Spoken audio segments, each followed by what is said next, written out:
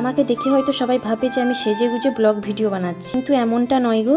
তো আমি সকালে একটু রেডি হয়েছিলাম তো রিলস ভিডিও বানানোর জন্য। তারপর কয়েকটা রিলস ভিডিও বানিয়ে তারপরে আমি এখন চলে এসেছি, ড্রেস আরও চেঞ্জ করে নিয়েছি, তাই একটু আমি ভিডিও করে রেখেছিলাম। তো সেই ক্লিপটা এখানে আমি অ্যাড করে দিলাম। তো এই ভিডিওটা কিছুদিন আগের ভিডিও, যখন গরম ছিল। যেহেতু আমি রিলস ভিডিওটা ছাদের উপরে বানিয়েছিলাম, তো সেই সময় খুব গরম ছিল, রোদ ছিল। আর এখন দেখো যখন আমি কাপড় মেলতে আসি তখন কেমন মেঘ করেছে, মেঘ অন্ধকার হয়ে গেছে, মনে হচ্ছে বৃষ্টি নামবে। তো যাই হোক, গরমের দিনে একটু বৃষ্টি নামলে স্বস্তি, তবে বৃষ্টি হয়েছিল, সামান্য হয়েছিল। তারপরে এই যে ঘরে এসে এই যে বর এনেছিল এই যে মাছ, জ্যান্ত মাছ, শিঙি মাছ এনেছিল।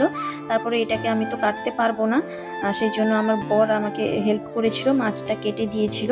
কিন্তু এই মাছগুলো আমি কাটতে পারি না খুব একটা, বাড়িতেও আমি মাছ কাটি না, শাশুড়ি মা মাছ কাটেন, আমার মাছ কাটতে খুব কষ্ট লাগে। আর এখানে তো মাছ কেটে নিয়ে আসে, কিন্তু এই জ্যান্ত মাছ তো আর কেটে নিয়ে আসতে পারবে না, তাই এই বর কিন্তু কেটে দিয়েছিল আর আমি ধুয়ে পরিষ্কার করে নিয়েছি। তো এই শিঙি মাছ রান্না করবো। আর দেখো মাছে কতটা ডিম হয়েছে, তো দুটো মাছ কাটা হয়েছে, আরও দুটো মাছ আছে, যেহেতু 3জন খাবো তাই দুটো মাছ কাটা হয়েছে, একবেলা যেহেতু খাওয়া হবে। জানো তো এই শিঙি মাছ কিন্তু ছোটোবেলায় প্রচুর খেয়েছি, কারণ আমাদের পুকুরে অনেক হতো, বাবার বাড়ির কথা বলছি। তো এখন তো দেখতেই পাওয়া যায় না মেয়েকে খাওয়ানোর জন্য, তো মাঝে মধ্যে যখনই দেখতে পাই বর তখনই নিয়ে আসে। তো এখানে আলু কুঁদরি ভাজা করব, এই কুঁদরিগুলো কিন্তু বাড়িতে দিয়ে পাঠিয়েছিল। তো আলু কুঁদরিটা ভাজা করব সকালে, আর এই মাছের ঝোল করব, আর তেমন কিছু করব না। যাই হোক, এই শিঙি মাছগুলো এত তেলে দিলে ফাটে, তো আমি ঢাকনা দিয়ে আস্তে আস্তে করে উল্টে পাল্টে ভেজে নিচ্ছি। ঢাকা দিয়ে শিঙি মাছ কে কে ভাজো অবশ্যই কমেন্ট করে জানাবে। আমি তো তেলে দিয়ে দিলে এত তেল ছিটকায়, আমি ঢাকা দিয়ে দিই পট করে।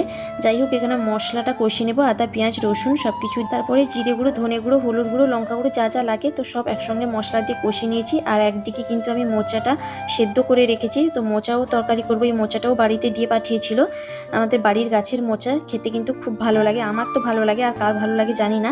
তো যাই হোক, এখানে আমার শিঙি মাছের ঝোলটা হয়ে গেছে, পাতলা ঝোলই করেছি। তো রান্নাটা আমার শেষের দিকে হয়ে গেছে, তাই একটু গরম মশলা গুঁড়ো দিয়ে নামিয়ে নিলাম। আর এখানে মোচাটা অল্প রান্না করেছি, এর আগে মোচা রান্না করেছিলাম, দুটা দিয়ে পাঠিয়েছিল মোচা, তো একটা রান্না করেছিলাম আর একটা হাফ রান্না করেছিলাম, তো আজকে আর একটা হাফ রান্না করলাম। তারপরে এখানেও গরম মশলা গুঁড়ো দিয়ে রান্নাটা আমার কমপ্লিট হয়ে গেছে। এখানে আলু কুঁদরি ভাজা হয়েছে আর মাছের ঝোল হয়েছে, আর এখানে মোচার তরকারি হচ্ছে। তা রান্না করতে করতে দেখো কি কাণ্ড ঘটলো, মাছ কিন্তু বালতি থেকে ছিটকে নিচে পড়ে গেছে। তো মেয়ে কিন্তু ছুটে চলে এসছে দেখার জন্য, কিন্তু আমার তো খুব ভয় লাগছিল, এর যেহেতু শিংগুলো থাকে। আর আমি সত্যি কথা বলতে মাছগুলো ধরিও না আর তুলিও না, মাছ তো বর কেটে দিয়ে গেছিলো। আর এই যে দেখো আমি কিভাবে তুলবো, সেই জন্য এই যে যেটা চাপা দেওয়া ছিল একটা গামলা, ওইটাতে দিয়ে তুলছিলাম। তো আজকের ভিডিওটা এইটুকু, টাটা, দেখা হবে পরবর্তী কোনো ভিডিওতে, ততক্ষণে ভালো থাকবেন, সুস্থ থাকবেন।